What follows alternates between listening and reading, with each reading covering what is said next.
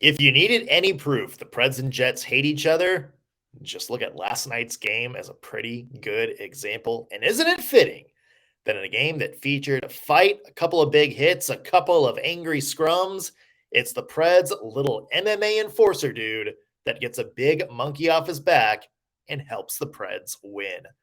Let's talk about it today on the Locked On Predators podcast. Your Locked On Predators, your daily podcast on the Nashville Predators. Part of the Locked On Podcast Network, your team every day.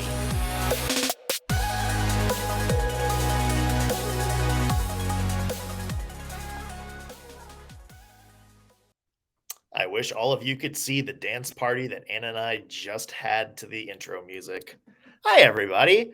This is the Locked On Predators podcast. Thank you for making us your first listen of the day. We are your free daily Nashville Predators podcast that's available to you wherever you get your podcast and on YouTube.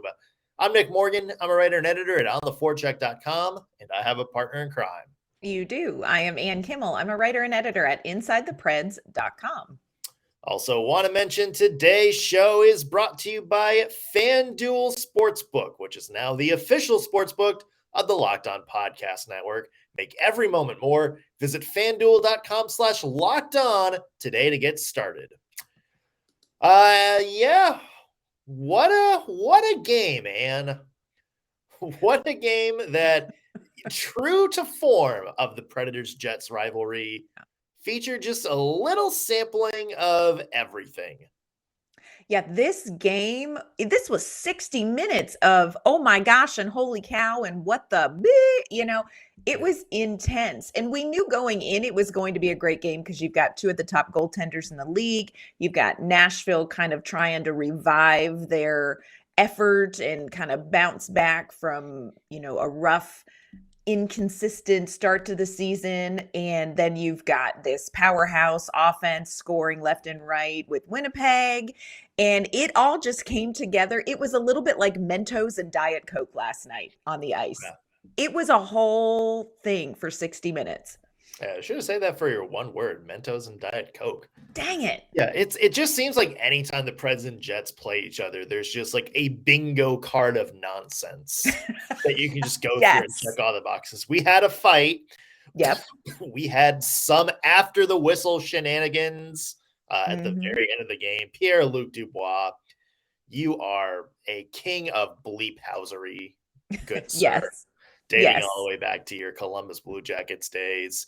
And then there were some unlikely heroes that helped the Preds win this game, which that is another theme over the years of the Preds-Jets rivalry. There's always seems to be somebody you don't expect that steps up and be the hero. We, of course, don't need to remind you of Brandon Tanev from a few years ago in the playoffs. We've had some good Eric Nystrom moments over the years. Lots of weird heroes in this game. And it happened again last night, Ann. It did. And this was the hero we have all needed since, I don't know, maybe October 27th or so. Yeah. So great. This was a great game. And this was the bounce back goal that our hero, Tanner, I need to look up your middle name, Jeannot, needed. Game-winning goal to break what has been probably one of the most excruciating dry spells of offense that Nashville Predators fans have ever had to witness. But great goal by Tanner Jeannot, game-winning goal to give the Predators the 2-1 win over a really good Winnipeg Jets team. Really good team. I would like to think its middle name is If You Don't Know Now. Because then it'd be Tanner If You Don't Know Now Jeannot. That's exactly what it is. It's got to be. That's what it is now. It is now. Congratulations, Tanner Jeannot. You have a new name. The game last night. Quick recap for you. It didn't get off to a great start. Pierre-Luc Dubois, the aforementioned Bleep Hauser, scores within the first minute. Second period, Preds tie it up thanks to a goal from Cody Glass. That kid is so hot right now. And then, as we mentioned, third period, Tanner Jeannot the first time since October 27th, finds the back of the net, cleaning up some dirty play in front of the net by Tommy Novak, gets the loose puck and puts it in. Preds hold on for dear life at the end with the extra attacker pulled. The Jets rang 2 shots off the post. Preds hold on for a 2-1 win. And your one word to describe last night's game. Okay, while my one word clearly should have been Mentos and Diet Coke, I'm going to go in a different direction, but still in a food group. My one word for last night's game is Miss Audrey's mashed potatoes. Now, Miss Audrey was a woman who, Miss Audrey, woman I grew up in church with, nice, lovely Swedish woman. Always was old. I don't think she was ever young. But in the church cookbook, she has a recipe for mashed potatoes, and they're incredible. And I make them for Thanksgiving and I make them for Christmas. A lot of work goes into them, some different ingredients than just your regular old mashed potatoes, sour cream, some cream cheese, it's a little concoction. They're terrific. People love them on the holidays. They're always a big hit. But what makes Miss Audrey's mashed potatoes amazing is that they are good for up to 2 weeks. They last. It's not like you have them on Thanksgiving and the day after Thanksgiving and then they go bad and you have to throw them out. They last in the fridge for 2 weeks. That's what this. Can I ask how? I don't know, but they really do. I've tested it and I have like food things. I'm real weird about food things, but you literally can eat these for up to 2 weeks and they are phenomenal. Is she just dumping Ajax in her potato recipe or? Look, I can't tell you all of the secrets. Okay. Like there are some secrets that stay within the Swedish church woman cookbook fold. But they're good for so much longer than what you think they're going to be. And for me, that was the Nashville Predators game last night. You know, they had this team meeting on Saturday. They came out, they responded really well against the LA Kings. And we all thought, great, that's good. But then they're coming in and they're facing Central Division rival Winnipeg Jets, one of the best teams in the Western Conference. This is a team with great goaltending, great offense, strong defense. Can the Predators maintain what they got out of that team meeting Saturday and carry it over a little bit longer?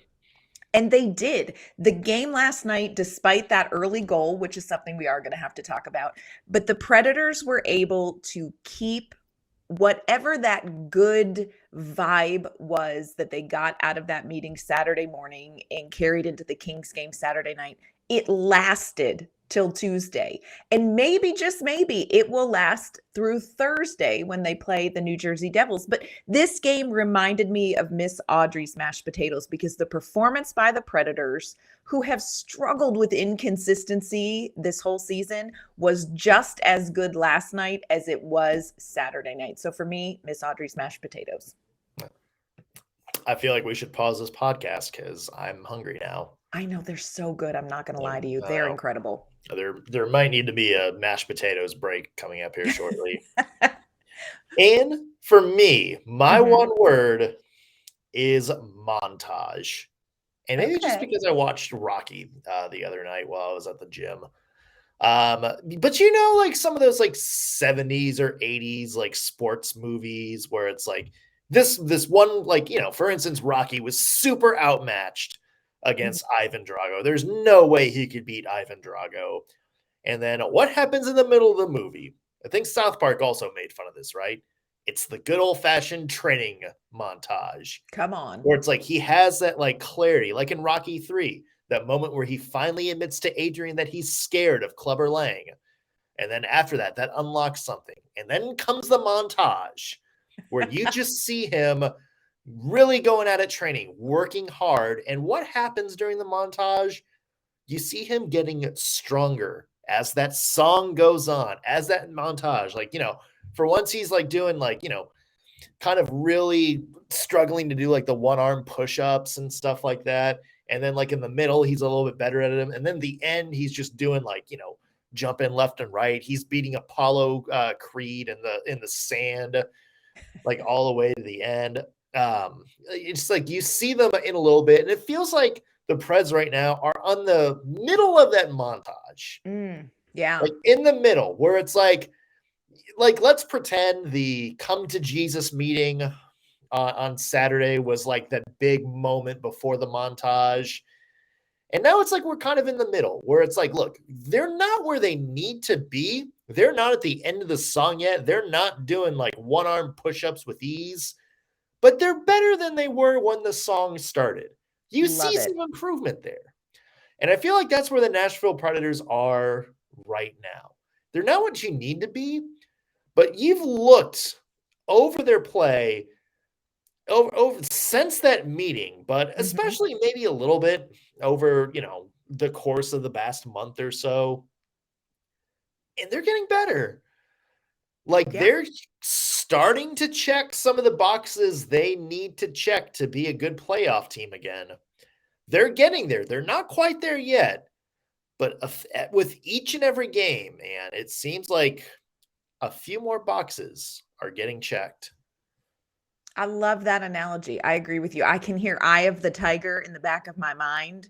Yeah. Like I see, Matthias Ekholm struggling to lift a weight, and then it's getting a little smoother, a little smoother. I like this. I like where you're going with this. If it was Matthias Ekholm, I feel like the end would him be like eating the weight for breakfast. I feel like that's just he's the Swedish. Swedish He would eat. redwood of him. He would just sit down to a whole pan of Miss Audrey's Swedish mashed potatoes and just that's all he would do. He would just It's him just like picking up a tree and like tearing it down with a bear hug. Yes. I love it. More from this game in a second, including more Matthias Ekholm analogies here. Also, there was a fight within the first period of the game that has a lot of people around the league talking for a lot of different reasons. We're no different. We're going to dive into that in just a second. But first, want to mention today's show is brought to you by our new sponsor, FanDuel. We all know the NFL playoffs are here. The championship weekend is this weekend, and we're really excited because it's right on time of our new Locked On betting partner. They're the number one sportsbook in America, FanDuel. And if you're new to FanDuel, even better because they have some good introductory features that make betting on sports fun and easy. New customers, join today and get started with a $150 bonus in free bets guaranteed when you place your first $5 bet. Yep, all you have to do is put in $5 and you can get $150 free. That's a pretty good deal if you ask me. All you have to do is sign up at FanDuel.com/lockedon. FanDuel has all of your favorite bets from the money line to point spreads to player props. Plus, you can even combine your bets for a chance at a bigger payout with a same game parlay. And it's all in an app that's safe, secure, and super easy to use. So football fans, don't miss out. Place your first $5 bet to get $150 in free bets, win or lose. All you have to do is go to FanDuel.com/lockedon. Make every moment more with FanDuel, official sportsbook partner of the NFL, and now the official betting partner for Locked On Podcasts. All right, Ann, what stood out to you in last night's Preds Jets game? The thing that stood out to me the most, and it's something that we talked about again with the LA Kings game, Predators come out and they give up an early goal, and that was a rough goal. 40 seconds into this game, 48 seconds into this game, Winnipeg goes up 1-0. But like we've talked about, you're seeing the Nashville Predators take a punch and keep going. And I will say in the first period, I felt like it took them a little bit of time to get their skates back under them. They had some trouble exiting the defensive zone. They had some turnovers. They needed to clean up the play. But then you really saw this team take a deep breath and get it together for the second and third period. And there really wasn't a stretch of hockey where it looked like, oh my gosh, the Predators are so completely outmatched by the Winnipeg Jets.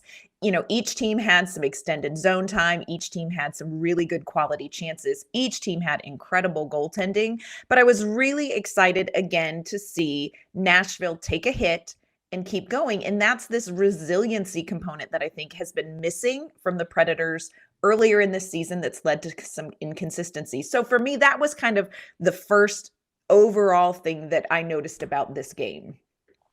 Yeah, 100%. And I agree with you too.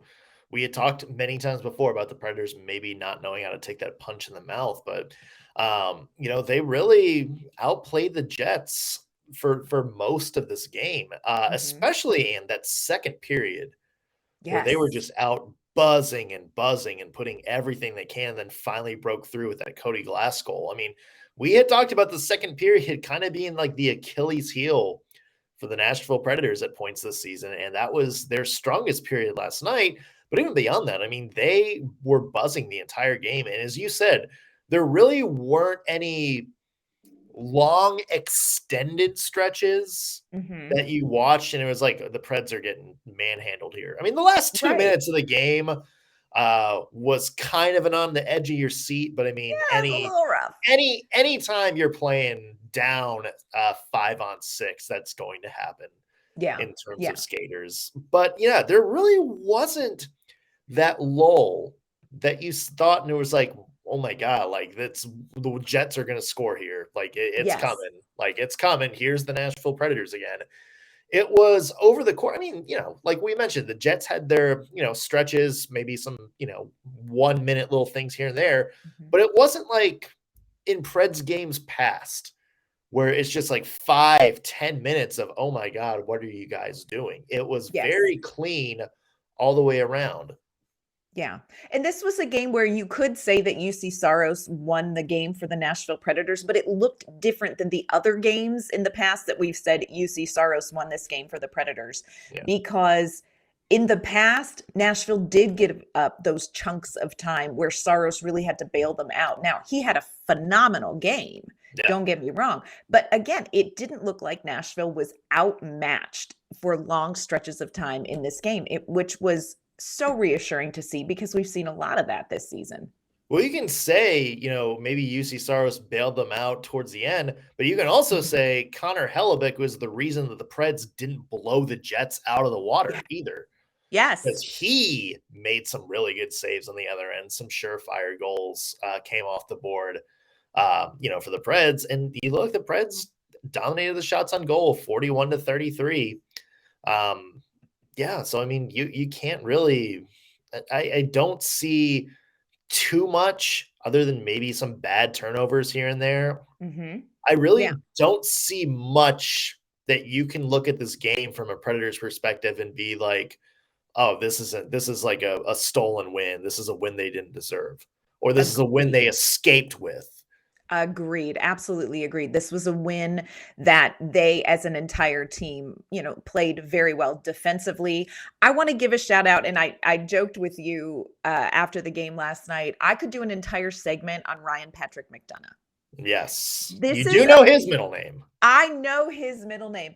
Look, this is a player who is not going to show up on the score sheet very often. He is not going to make the highlight reel very often. This guy, I'm just want to encourage everybody. The next time you're sitting down to watch a Predators game, pick a couple of shifts where he's on the ice and just focus on Ryan Patrick because his defensive play is just subtle but freaking brilliant. Just brilliant. I mean, the way he, plays his angles, the way that he uses his stick, he broke up, several chances that could have been breakaways. I want to give a shout out to the defense because Winnipeg in general are very good at executing like these low cross ice passes and they're scoring a lot of goals with a lot of net front action and the Predators really controlled that space in front of Saros Mhm. and did a great job limiting breakaway chances, rush chances too. So shout out to the defense, but again, huge shout out to just an underrated, under-highlighted defensive player in Ryan Patrick McDonough. Great It game from him. it really is starting to look like he has been one of the best free agent pickups for the Preds Yes. this year. Well, not a free agent, but trade. You know what I mean? Yeah. Off-season New additions. pickups. And Yeah. there's a lot of people skeptical, the amount of, time and money left on that deal.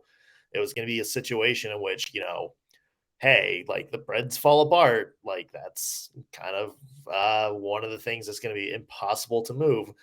Ryan McDonough is not the same defenseman he was, 5-6 years ago. but he brings so much defensive value, and he's such a smart hockey player. Like, Yes. he's clearly, I think, lost a step in terms of speed and stuff, but just his IQ, always seeming to be in the right places. He's still physical as none other. Like, he is a hard guy to kind of maneuver around and get the puck pass, try to get into space because he blocks that space so well. A very heady player, and I agree, and somebody that deserves some kudos. Yeah. So who's a player that stood out to you? Who's somebody that you think we definitely need to talk about after that game? Well, let's go back to the conversation we had earlier, Ann, and go to the guy that scored the game-winning goal, and that's Tanner Jeannot. Let's This is a go. guy in which we've talked about it before. It just seems like the floodgates were going to open at some point for this Mhm. guy. It's just it hasn't been a season. And I think Roman Yossi himself said it in the post game conference when he was talking about Jeannot's goal. It just feels like the hockey luck hasn't been there for him Yeah. this season. But and you watch the reaction of that bench when it was Jeannot that scored the little wraparound off the Tommy Novak play. Like that Mhm. was it was like scoring a goal with 2 minutes left in a Stanley Cup final game. Yes. Almost like they were pumped for him. Yes. And, Roman Yossi said it. It's like, it's good to see a guy that you see working hard and doing all the right things and just hasn't really been rewarded with that goal. And you saw it again last night. I mean, we've talked about it for the past, few games. It just seems like Tanner Jeannot is always buzzing, always in the middle of the play, always driving to the net, always doing the right things, except putting the puck beyond that goal line. And now that he Yes. finally has, I think that goal a great reflection of his game, Yeah. of where it's been over the past little bit. I agree with you. I'm so glad to see him get that. I love like it's just poetic hockey justice that it was the game-winning goal. And quite frankly, the roar in Bridgestone Arena when it was Tanner Jeannot who did that goal. I mean, Bridgestone last night there were periods of time where that is as loud as I have heard that arena Yeah. all season long. And it was a Tuesday night, y'all. It was a Tuesday night, but the crowd was so excited for him as well because I think everybody recognizes this is somebody who is doing the work.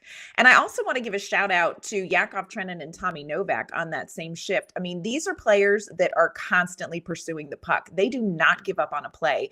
And because of that, they were able to keep the puck in the zone. They were able to keep the chances going and eventually got that, game-winning goal by Jeannot. So huge win. And again, this is a player who's been doing all the other things right, just hasn't been able to score. So let's hope this is just, the breath that he needs back in his lungs. And we're just going to see more Tanner Jeannot goals as we go. Yeah. You mentioned Tommy Novak too. That is one hell of a midseason call up for the Nashville Yes. Predators because he's had some mistakes here and there, but I have rarely in this new era of Tommy Novak seen him put a foot wrong since he's Yes. come back into the Preds lineup. So good for him. Yep. And there's one other player we need to shout out, and there's a lot of people giving him shout outs for what happened in the first period of the game. And that is Alexandre Carrier, who unfortunately left the game due to injury. Not sure if it was related to this or not, but what happened was Logan Stanley from the Winnipeg Jets, who's 6'7", Come on. clobbered Cody Glass. It looked like a high hit, looked like he kind of got him in the head.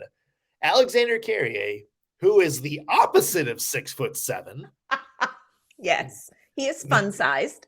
went over, no hesitation, just absolutely dropped the gloves, held his own against Logan Stanley for a while until Stanley remembered, wait a minute, I am an entire person taller than this dude, and took him down. But just the fact, that was Carey's first NHL fight, by the way, and it was a guy double his size. Gosh, And I yes.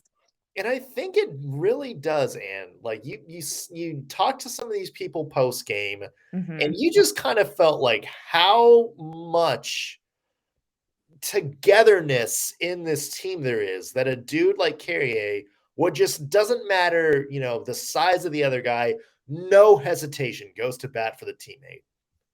Yeah, we talked with several of the players and with Coach Hynes after the game about like, hey, what's going on with Alexandre Carrier? Like out of literally nowhere, lost his mind on that hit with Cody Glass. I want to play just a comment that head coach John Hynes had about Carrier in that fight. This is what Hynes had to say after the game. Because when it happened, that was the first thought in my mind. Is like, what is he doing? And then, but I don't have an update. He is injured. I don't have a thorough update for you, but I probably will tomorrow or Thursday. But that's a little bit kind of indicative of him. He's a little bit of a smaller guy, but it's what makes him a really good player.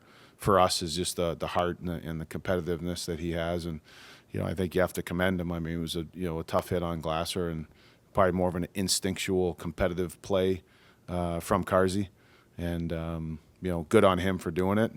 But he's certainly a tough loss for sure. Yeah, I love how he says it was an instinctual competitive play, because if you pause for just 1 second, Alexandre Carrier, you will do the math and you will say, you know what, I am better suited to be cast in Bridgerton than I am to take on the 6'7", outweighs me by a ton guy. But he just jumped right in there and did that. And a lot of the players just spoke to the fact that this is how this locker room feels about each other right now, which I think is, again, a product of an honest, uncomfortable meeting they had on Saturday. So Alexandre Carrier, get well soon. And I love the clip that Cody Glass had of him too. It was just adorable. Let's go ahead and play that one too, because that's my favorite clip. Well, not good, first of all, just because I don't want Carzy to fight for me, especially against a guy who's 6'7" or whatever he is. So I owe him a dinner or new shoes or something. But yeah, that's just the kind of character Carzy is. He's a great dude, and to fight someone that much bigger than him and have my back is something I'll never forget. And that's just kind of the character we have in this team, and something I really appreciate. You do need to buy that man some dinner, Cody Glass. I mean, the nicest steakhouse in Nashville. Yeah, I would go with the shoes myself if I was Carrier, but I'm just a shoe person. Maybe he would rather have steak. I don't know. But I love that. I love that quote by Cody Glass, because the question was, how do you feel about him doing it? And he's like, I don't feel really good about it. Yeah. But it was a really hard hit. And you know what? Say what you will about how the fight turned out. Carrier, I mean, way to step up. And the team talked about, look, that was a fire for us. That made us respond. And I think it helped shake the Preds out of that crap. We gave up an early goal less than a minute in thing and really kind of got something different going for them. So hate to see Carrier out. Hynes said that it is related to the fight, but had absolutely no information on upper body, lower body, time frame, nothing. So we don't know yet. We'll of course keep everybody updated as we hear things from the team. But wow, Alexandre Carrier. Yeah. Wow. Stick taps to him. And again, we hope he's okay. Yes. He didn't play after the first period.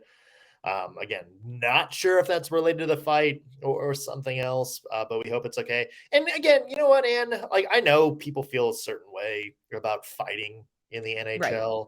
Right. And I'm not one to try to change anybody's opinion on that, because I think there's very valid points.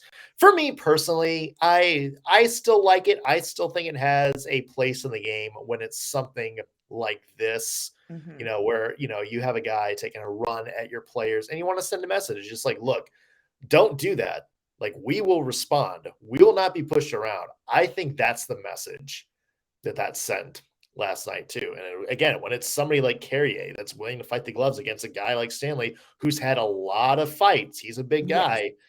That says a lot. And I think that does say something about how together this team is and how much love there is in that locker room, where it's just instinct. You see your buddy, get hit, roughed up like that, and your first instinct is to say like, okay, I'm bringing it back to that guy. I do think there's a place for that in the NHL. Yeah. And good on Carrier, get better. There were a couple things about the game that I wish Nashville would clean up. Going forward, again, they've got New Jersey Devils on Thursday, so that's a whole thing. But penalties again, and look, the Predators penalty kill did a fantastic job. They had no special teams goals, no power play goals for Winnipeg. But again, it was like those penalties that make me a little bit like crazy. Delay of game on Matthias Ekholm, tripping at the end of the period. It's those like timing ones too. Jeremy Lauzon had a tripping penalty at the end of the second period. So the Predators started the third period, a man down for a minute. Yakov Trenin. Okay, let's talk about the Yakov Trenin late third period, like 6 seconds left, penalty on the cross check against Blake Wheeler. Blake Wheeler must have an honorary degree from the Jim Carrey School of Overacting, because are you kidding me on that? Are you kidding me? But Predators handled that well. It was only 6 seconds left in the game, won the face-off, held the puck against the boards, and it was fine. But again, working on cleaning up those penalties, my friends. Just clean up the penalties. And as we mentioned, the giveaways too. I think that's one thing you have to change against, especially considering who's on the schedule next, New Jersey, one of the best teams in the NHL this season. That's something that you're not going to want to give Jack Hughes or Nico Hischier any extra chances in that one. So that's something that I would love to see them clean up too. Yeah. Last game before a 2-game break, and do you think it's Lankinen, or do you think it's Saros riding out momentum? I would go Saros and ride out the momentum. I mean, I think they're going to have today off. Get a good day of rest, and I would go Saros. But again, I'll let you know when John Hynes calls. What would you do? I would say Saros, considering you have a 2-week break on the other end. I know Saros plays in the All-Star game. I assume maybe Lankinen gets a start after that. We'll see. The schedule is certainly lined up for the Preds right now. That's for sure. More on that game tomorrow. We'll of course have a full preview of Preds Devils and some other fun stuff planned for you as well. Until then though, whatever. Hey, Ann, where can people find your work? You can find my work online at insidethepreds.com, and you can find me on Twitter at ANK_Mama on Ice. A lot of back-to-back TH words. You can find me at ontheforecheck.com. Follow me on Twitter at _NSMorgan. Also, be sure to follow the podcast at LO_Predators. However you're listening to this show, whether you're watching us on YouTube or listening on your favorite podcasting platform like Apple, Spotify, Stitcher, Amazon, whatever, be sure to hit that subscribe button so you'll always know when we have fresh content out for you. That's going to do it for today's Locked on Predators podcast. Thank you so much for making us your first listen of the day. We'll be back tomorrow with an all-new episode. We'll see you then.